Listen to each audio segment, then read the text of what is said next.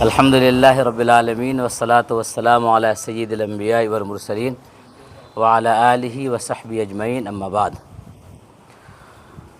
عزیز طالبات، ہم سب کے لیے خوش بختی ہے کہ ہمارے درمیان اہل علم آتے جاتے رہتے ہیں اور ہم لوگوں کو استفادے کا موقع عنایت کرتے ہیں۔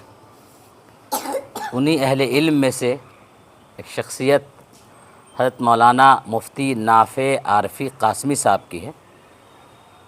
ان کی بڑی علمی اور سماجی خدمات ہے الحمدللہ، اور آج بھی سماجی خدمات سے لگنے کے باوجود جتنا ان کا تعلق علمی کاموں سے ہے وہ بہت غنیمت ہے اور بہت قابل قدر اور قابل تحسین ہے۔ مولانا مفتی نافع عارفی صاحب کا ہم معہد الطیبات کی سرزمین پر استقبال کرتے ہیں، خیر مقدم کرتے ہیں، اہلاً و سہلاً مرحبا، خوش آمدید کہتے ہیں۔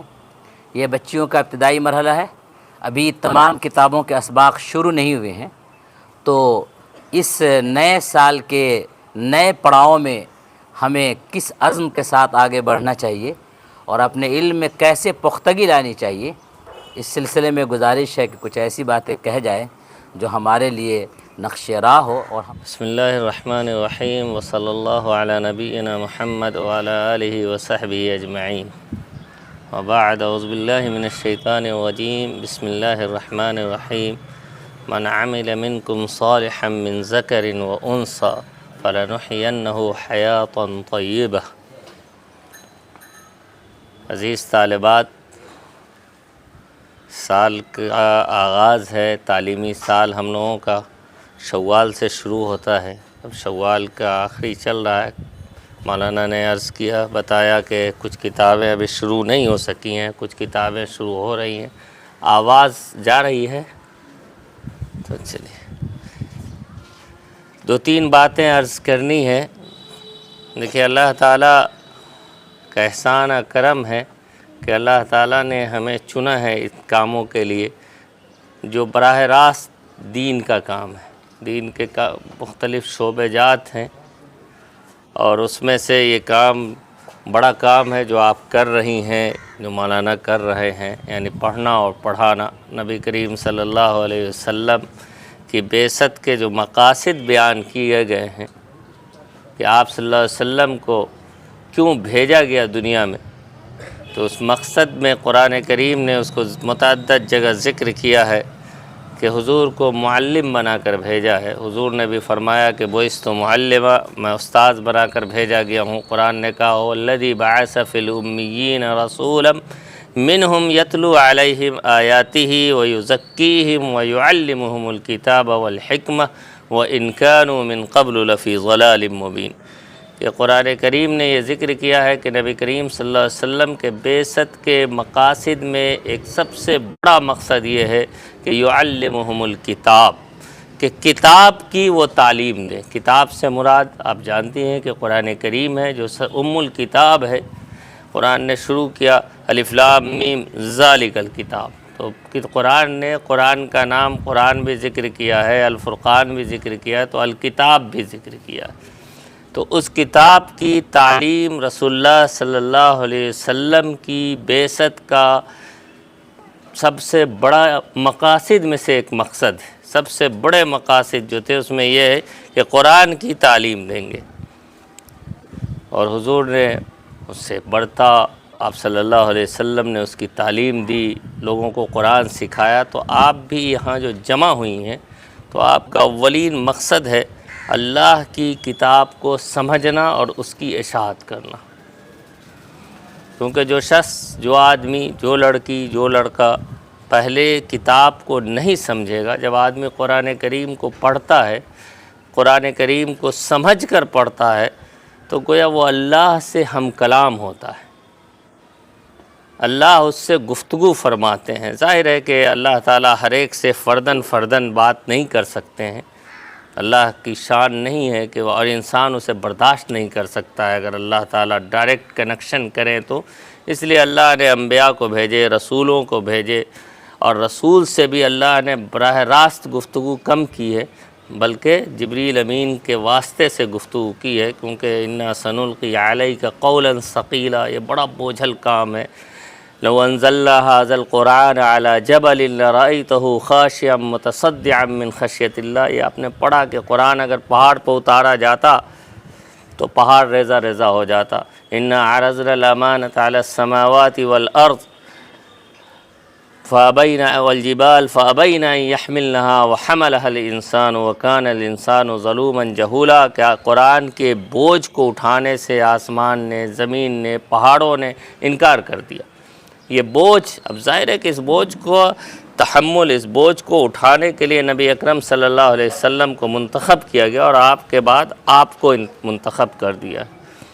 ان اللہ اصطفیٰ من الملائکہ، اللہ کہتا ہے کہ اللہ چنتے ہیں فرشتوں میں سے اور آدمیوں میں سے، اللہ نے چنتے ہیں، پھر کسی کو رسالت کے منصب پر فائز کرتے ہیں، جیسے اللہ نے کہا ان اللہ اصطفیٰ آدم و نوحا و آل عمران، کہ اللہ نے آدم کو، نوح کو، آل عمران کو چنا ہے اس کام کے لیے۔ تو ایسے اگر آپ یہاں جمع کر دی گئی ہیں تو جتنا آپ کا دخل ہے اس میں کہ آپ آئی ہیں یہاں، آپ کے والدین کا دخل ہے، اس سے کہیں زیادہ تقدیر کا دخل ہے کہ آپ کو اللہ نے اس کام کے لیے چنا ہے۔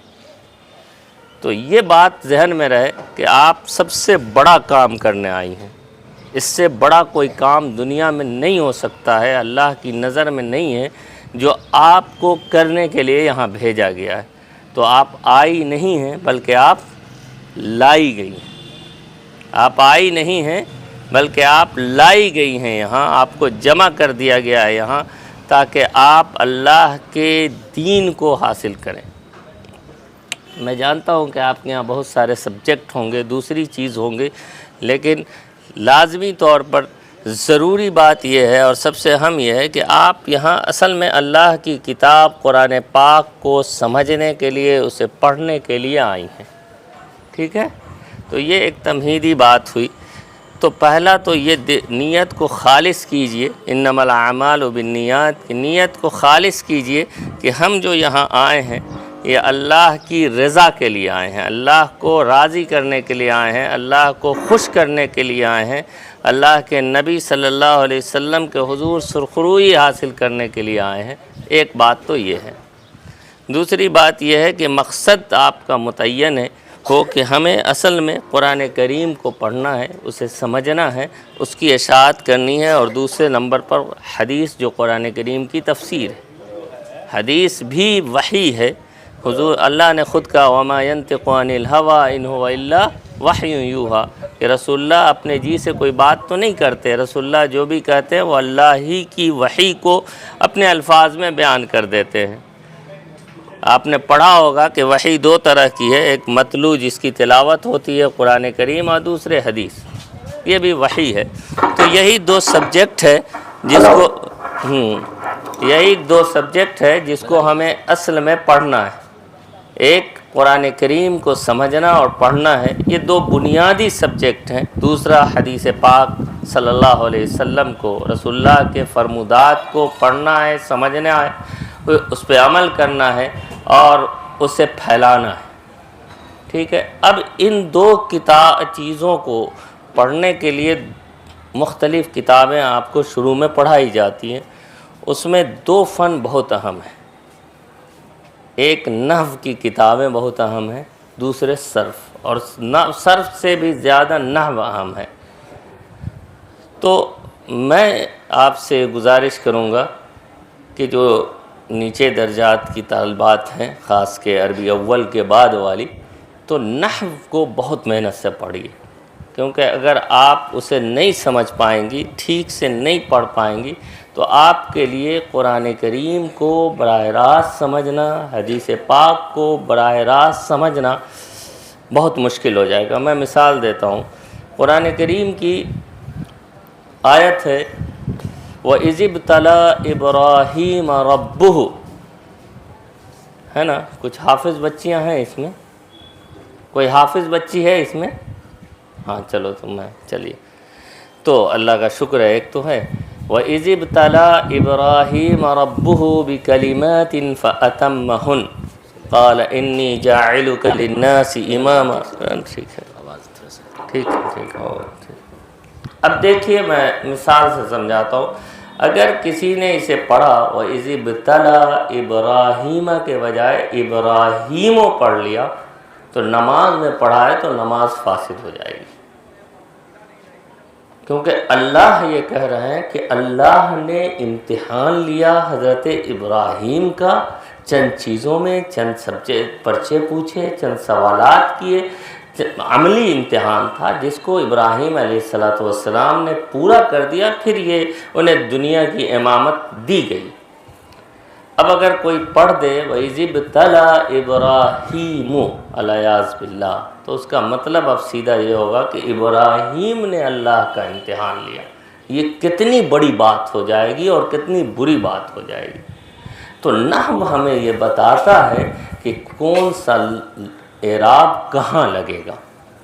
تو قرآن کریم میں تو اعراب لگا ہوا ہے تو وہاں پڑھ لیتے ہیں، لیکن سمجھنے میں پھر بھی وہاں نحو کی ضرورت پڑتی ہے. حدیث پاک میں، فقہ کی کتابوں میں قدوری پڑھتی ہیں آپ، ہدایہ پڑھتی ہیں، حدیث میں آپ بخاری، مسلم، ترمذی پڑھیں گی، یا اور بھی الفقہ المیسر پڑھا ہوگا آپ نے، ریاض الصالحین، یا جو بھی آپ کی نصاب کی کتاب ہو. تو اگر آپ کا نحو کمزور ہے تو تمام آپ پریشانیوں سے گزریں گی. تو اس لیے دو فن پر خاص توجہ اور اس میں بھی نحو پہ بہت زیادہ توجہ کی ضرورت ہے، اور وہ مشق اور تمرین سے بہتر ہوتا ہے. ایک ہے کہ گرامر کو رٹ لینا. دیکھیے گرامر رٹنے کی کتاب چیز نہیں ہے. آپ نے مثلا رٹ لیا کہ حروف مشبہ بالفعل 4 ہیں اور وہ یہ کام کرتے ہیں، لیکن آپ نے پھر اسے پڑھا اور وہی غلطی کیا. ہمارے ایک استاد ہیں، ہم نے ان سے کئی کتابیں پڑھی ہیں، مولانا ظہیر صاحب، تو وہ مجھ سے کہتے تھے، ایک نحو کی کتاب ہے کافیہ، وہ کہتے تھے درجے میں کہ جس طرح تم لوگوں کو الحمدللہ یاد ہے نا زبانی، ویسے مجھے کافیہ یاد تھی. اور رات کے 1 بجے بھی کوئی مجھے جھنجھوڑ دیتا نیند میں، گہری نیند میں، کہتا سناؤ، تو میں ایک دم کافیہ شروع سے لے کے اخیر تک بالکل بلا روٹ کو سنا دیتا تھا. پھر بھی میں پڑھتا تھا فی الدارون. پھر بھی کیا پڑھتا تھا؟ کیا ہوگا بتاؤ؟ اونچی فی الدارون ہوگا صحیح؟ تو کیا ہونا چاہیے؟ زور سے بولو. کون لفظ، یہ لفظ اگر لکھا ہو فی الدارون میں بول رہا ہوں تو کیا لفظ صحیح ہوگا اس میں؟ فی الدار صحیح ہوگا. کیوں صحیح ہوگا فی الدار؟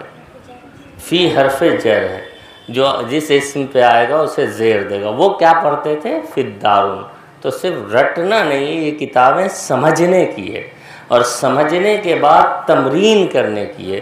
تو میں اساتذہ سے بھی گزارش کروں گا بیٹھے ہوئے کہ جیسے کوئی آپ نحو کا قاعدہ پڑھائے تو اس کا آسان ہے کہ آپ بچیوں سے کہیں کہ اس کی مثالیں قرآن کریم سے تلاشیے. اس سے ایک فائدہ تو یہ ہوگا کہ ان کا نحو قاعدہ مضبوط ہوگا، ذہن میں بیٹھ جائے گی بات. دوسرا فائدہ ہوگا کہ قرآن کریم سے نسبت ہوگی. مثلا آپ نے سمجھا دیا کہ حروف مشبہ بالفعل جن اسماء پہ آتے ہیں تو اپنے اس کو پہلے والے کو زبر دیتے ہیں، دوسرے والے کو پیش دیتے ہیں. میں سیدھے سادھے زبان میں بات کر رہا ہوں کہ جس پر آئے گا، جیسے ان اللہ علیم حکیم پڑھے ہے، تو اب بچیوں سے یہ آپ کہیں کہ آپ کم سے کم 10 آیتیں ایسی تلاشیے جس میں اس نے یہ کام کیا ہو. اس سے فائدہ یہ ہوگا، آپ کا یہ فائدہ ہوگا کہ قرآن کریم سے نسبت پیدا ہوگی اور اس پر کام کرنے کی. اب ظاہر ہے کہ آپ جب قرآن کریم کے صفحات الٹیں گی اور اس میں سے یہ مثالیں تلاشیں گی تو 10 آیت پڑھیں گی تو اس کا تو ثواب ملے گا ہی. یہ تو روحانی اور دینی فائدہ ہے. اور ایک فائدہ یہ ہے کہ اب ان ہر آیت پر آپ کو غور کرنے کا مزاج بنے گا، اور جب اس پر غور کریں گی تو اس کو خود سے سمجھنے کا مزاج بنے گا، اور جب خود سے سمجھیں گی تو آگے کا مرحلہ ہے. جو مفتی صاحب کہہ رہے تھے آپ میں سے بہت سارے والدین چاہ رہے ہیں کہ آپ لوگ مفتیہ بنیں، تو وہاں فائدہ دے گا کہ آپ اس سے مسائل اخذ کر سکیں گی، مسئلہ سمجھ سکیں گی. تو اس لیے میری بہت گزارش ہے اساتذہ سے بھی اور آپ سے بھی کہ نحو پر بطور خاص محنت کریں. ٹھیک ہے. وہذا وصلی اللہ علیہ وسلم.